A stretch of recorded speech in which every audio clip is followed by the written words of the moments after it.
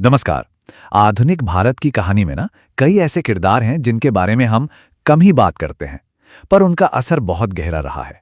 आज हम एक ऐसे ही शख्स की कहानी में उतरेंगे, केशव चंद्र सेन। सोचिए जरा, एक पूरे समाज को, मतलब उसकी जड़ों को अंदर से बदलना कितना मुश्किल होगा। यही वो एक सवाल था जिसके इर्द गिर्द केशव चंद्र सेन की पूरी जिंदगी, उनकी लड़ाइयां और उनके सपने घूमते रहे। तो चलिए, उनकी इस दिलचस्प यात्रा को हम 5 हिस्सों में समझेंगे। हम देखेंगे कि वो किस दुनिया में पले बढ़े, कैसे एक क्रांतिकारी बने और क्यों उन्हें एक बड़ा विभाजन करना पड़ा। फिर बात होगी उनके एक यूनिवर्सल धर्म के सपने की, और आखिर में हम जानेंगे कि उनकी विरासत आज भी जिंदा क्यों है। तो चलिए, सबसे पहले उस दौर में चलते हैं। कल्पना कीजिए, 19वीं सदी का बंगाल, एक ऐसी जगह जो एक चौराहे पर खड़ी थी। एक तरफ हजारों साल पुरानी भारतीय परंपराएं थीं और दूसरी तरफ से आ रही थी पश्चिमी सोच और नए विचारों की एक तेज लहर। मतलब एक जबरदस्त वैचारिक मंथन चल रहा था। और इसी माहौल में 1838 में केशव चंद्र सेन का जन्म हुआ, एक पढ़े लिखे संपन्न परिवार में। जाहिर है, उन पर भी पश्चिमी शिक्षा और ईसाई विचारों का गहरा असर पड़ा। और फिर 1858 में उनकी जिंदगी ने एक बड़ा मोड़ लिया जब उन्होंने ब्रह्म समाज को ज्वाइन किया। अच्छा, तो ये ब्रह्म समाज था क्या? आसान भाषा में कहें तो ये उस दौर का एक बहुत बड़ा हिंदू रिफॉर्म मूवमेंट था। ये लोग मूर्ति पूजा और जाति पाति को नहीं मानते थे और सिर्फ एक ईश्वर में विश्वास की बात करते थे। मतलब हिंदू धर्म के अंदर से ही समाज सुधार की एक कोशिश। और यही वो मंच था जिसे केशव चंद्र सेन हमेशा के लिए बदलने वाले थे। यहीं से कहानी और भी दिलचस्प हो जाती है। अब सेन सिर्फ एक स्टूडेंट नहीं थे, वो बदलाव की एक जोरदार आवाज बन रहे थे। एक युवा क्रांतिकारी का उदय हो रहा था। और उनका एजेंडा देखिए, महिलाओं की पढ़ाई, विधवाओं की दोबारा शादी, बाल विवाह पर रोक और तो और इंटरकास्ट मैरिज। जरा सोचिए, उस जमाने में ये बातें करना कितनी बड़ी क्रांति रही होगी। इसके साथ ही उन्होंने जाति भेद और मूर्ति पूजा का भी जबरदस्त विरोध किया। वो ब्रह्म समाज के अंदर एक तूफान की तरह थे। उनके इस जोश और जुनून ने उन्हें बहुत जल्द आंदोलन के बड़े लीडर देवेंद्रनाथ टैगोर के करीब ला दिया। शुरुआत में तो दोनों की खूब बनी, पर यह दोस्ती हमेशा कायम नहीं रहने वाली थी। और यहीं से कहानी के सबसे बड़े टकराव की शुरुआत होती है। एक ऐसी वैचारिक लड़ाई जिसने इस पूरे आंदोलन को ही तोड़कर रख दिया। ये लड़ाई थी परंपरा और प्रगति के बीच। देखिए, मतभेद बिल्कुल साफ था।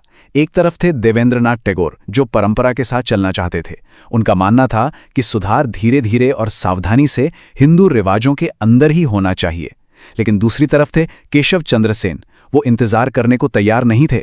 उन्हें चाहिए थे तेज और बड़े बदलाव। वो जाति व्यवस्था को पूरी तरह खत्म करना चाहते थे। ये विचारों की एक सीधी टक्कर थी। आखिरकार 1866 में वो हुआ जिसका डर था। मतभेद इतने बढ़ गए कि साथ चलना नामुमकिन हो गया। केशव चंद्र सेन ने अपना एक अलग रास्ता चुना और ब्रह्म समाज ऑफ इंडिया की नींव रखी। ये इस आंदोलन का सबसे बड़ा और नाटकीय मोड़ था। अब आते हैं एक बहुत ही खास साल पर, 1872। ये तारीख बहुत अहम है क्योंकि ये वो साल था जब सेन ने इस विभाजन के बाद अपनी सबसे बड़ी कानूनी जीत हासिल की। तो क्या हुआ? 1872 में नेटिव मैरिज एक्ट पास हुआ। इसे ब्रह्म मैरिज एक्ट के नाम से भी जाना जाता है। और इसने 2 कमाल के काम किए। पहला, इसने इंटरकास्ट मैरिज को कानूनी बना दिया, जो उस वक्त के लिए एक बहुत ही रैडिकल बात थी। और दूसरा, इसने शादी के लिए एक मिनिमम एज तय कर दी। मतलब बाल विवाह की प्रथा पर सीधा हमला। ये उनके सालों के संघर्ष का एक ठोस नतीजा था। पर सेन की सोच सिर्फ भारत के समाज सुधार तक ही सीमित नहीं थी। उनकी नजरें कहीं दूर, सीमाओं के पार, एक यूनिवर्सल यानी सार्वभौमिक धर्म के सपने को देख रही थीं। और इसी सोच को लेकर वो 1870 में इंग्लैंड भी गए। वहां उन्होंने लेक्चर्स दिए, ब्रिटिश नेताओं से मिले, मतलब अपने विजन को एक ग्लोबल स्टेज पर ले गए। उनकी सोच को अगर देखें तो वो किसी एक मजहब या फलसफे में बंधी हुई नहीं थी। वो हिंदू धर्म की गहराइयों, ईसाई धर्म की शिक्षाओं और पश्चिमी दर्शन, इन सबको मिला के कुछ नया बनाना चाहते थे। एक तरह का संगम। उनका ये एक वाक्य उनकी पूरी सोच का सार बता देता है। मैं मानव जाति के सार्वभौमिक धर्म और आध्यात्मिक एकता में विश्वास करता हूं। वो मानते थे कि सारे धर्मों के दिल में एक ही सच्चाई बसती है और पूरी इंसानियत को उसी एक धागे में पिरोया जा सकता है। और इसी विश्वास ने जन्म दिया उनके सबसे बड़े प्रोजेक्ट को, नवविधान या न्यू डिस्पेंसेशन। ये उनकी जिंदगी के आखिरी दौर का आंदोलन था। इसका मकसद था दुनिया के सभी बड़े धर्मों के मूल सिद्धांतों को लेकर एक ऐसा विश्वास बनाना जो सत को जोड़ सके। ये उनकी आध्यात्मिक यात्रा का क्लाइमैक्स था। 1884 में केशव चंद्र सेन का निधन हो गया। तो सवाल उठता है कि इस विद्रोही सुधारक की विरासत क्या है, उनकी छाप कितनी गहरी और स्थायी रही। आइए देखते हैं। सबसे पहली बात तो ये कि उन्हें बंगाल में सामाजिक और धार्मिक सुधार का एक पायोनियर माना जाता है।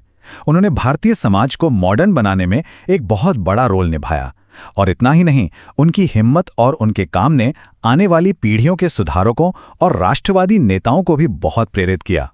और यही सबसे जरूरी बात है कि वो आज भी इतने रेलेवेंट क्यों हैं। सोचिए, जिन मुद्दों पर उन्होंने 150 साल पहले लड़ाई छेड़ी थी, महिलाओं के हक, जाति भेद, शादी की उम्र, ये सारी बहसें तो आज भी हमारे समाज में चल रही हैं। मतलब उन्होंने जो चिंगारी लगाई थी वो आज भी रोशन है। तो आखिर में ये कहानी हमें एक बहुत बड़े सवाल के साथ छोड़ जाती है। केशव चंद्र सेन की जिंदगी हमें सोचने पर मजबूर करती है कि तरक्की के लिए परंपराओं से टकराना कब और कितना जरूरी है। ये एक ऐसा सवाल है जो सिर्फ उनके दौर के लिए नहीं, बल्कि हर दौर और हर समाज के लिए मायने रखता है।